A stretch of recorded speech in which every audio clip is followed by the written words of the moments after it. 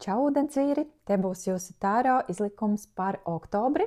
Kas jūs sagaida? Mēs skatīsimies pa sfērām, bet sāksim ar kopējām enerģijām. Kā kopumā var raksturot, kāds oktobris būs priekš ūdensvīriem?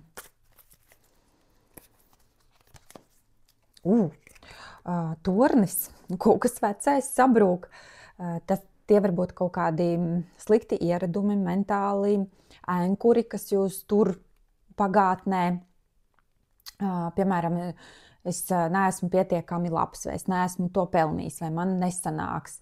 Kaut kādas tādas lietas varētu būt, ka beidzās, vai arī fiziskā plānā kaut kādi veci scenāriji, darbs, attiecības. Paskatīsimies vēl, ar ko saistīts tas tornis mums, kurš sagrūst oktobrī. Ūdensvīriem.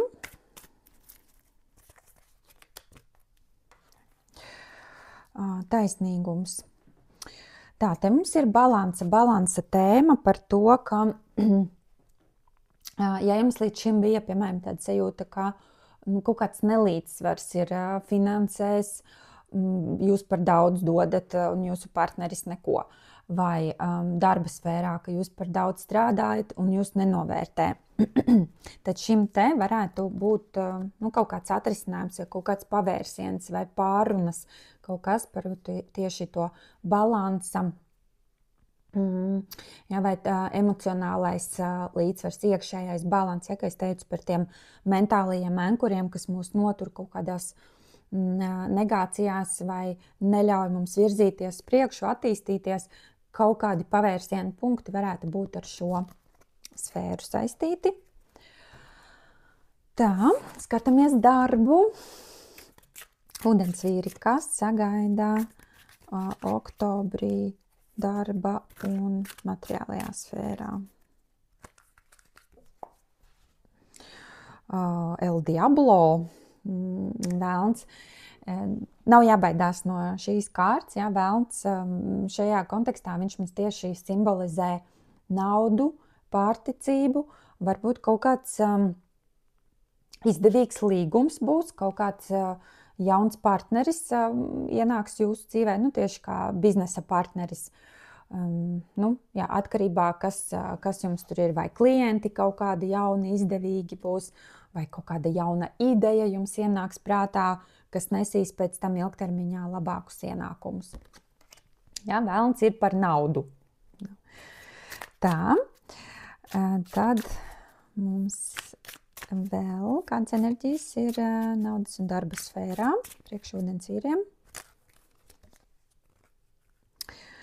Tā, te mums ir pakārtais un tas mums, patiesībā tas varētu būt tas arī līdzsvara tēma par to, ka kaut kā tāda bezizējas sajūta nedaudz varētu būt, ka kaut kāds spiediens no vadības, piemēram, vai par daudz klientu, vai par daudz pienākumu darbi, ka jūs jūtaties, ka jūs nevar tikt ar visu galā. Vai nespēja atrast darbu, ja jūs esat darba meklējumos, ka nav kaut kāda tā progresa. Ja?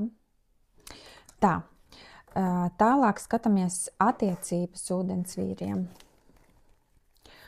Kas sagaida kādas enerģijas ūdensvīrus oktobrī attiecību sfērā. Tā. Jūtu pāži ir par kaut kā jauna sākšanu, kaut kādas jaunas idejas varētu būt, kā uzlabot attiecības, jo te mēs tā kā gleznojam, kaut kāda iedvesma varbūt būs no jūsu vai partnera puses, ko varētu darīt, lai labāk saprastu viens otru, lai būtu tāda mīlošāka sajūta attiecībās. Tā, tad pāži ir par kaut kādu jauns sākums, jauna ideja, jauns kontakts. Tā, attiecības ūdensvīriem.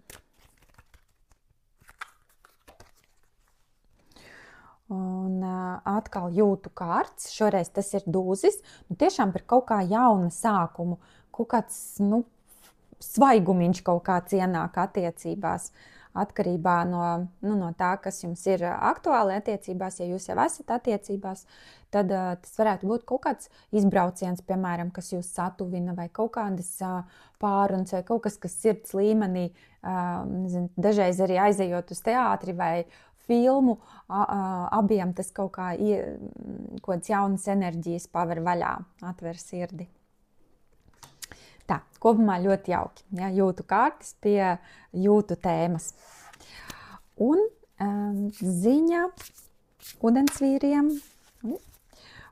par oktobri no sargeņģeļu kārtīm.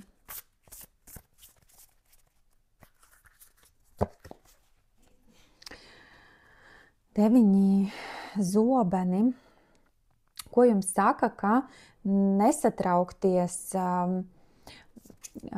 nepamatoti. Ja jums ir tāda sajūta, ka kaut kas biedē vai saistībā ar naudu, ar darbu, ja kaut kādas pārdzīvojumi nespēja izlemt, uztveriet mierīgāk to situāciju, neuzkuriniet sevi ar kaut kādām negatīvām domām, jo mēs jau radam savu realitāti no mūsu domām, ja, no tā, ko mēs domājam, kā mēs rīkojamies, kur mēs savu enerģiju novadam. Un ja koncentrējas uz negatīvo, tad rodas pēc tam negatīvi dzīves scenāriji. Tad šeit jums ir padoms no augstākajiem spēkiem, ja rodas kaut kāda vēlmi, tīpaši pa naktīm, ja ir jāceļās un kaut kādus tur domu virpuļi virtuļo, delītojam, katrs ar saviem veidiem, kas jums ir, citam meditācija, citam tur, nezinu, uzēst maizīti, ja, nomierināties. Katrs atrod to savu veidu, kā sevi samīļot, nomierināt un dabūt tādā miera un komforta stāvoklī. Viss būs labi, ja, jo šī kārta mums saka, ka jūs nepamatoti varat par kaut ko satraukties. Nevajag to darīt.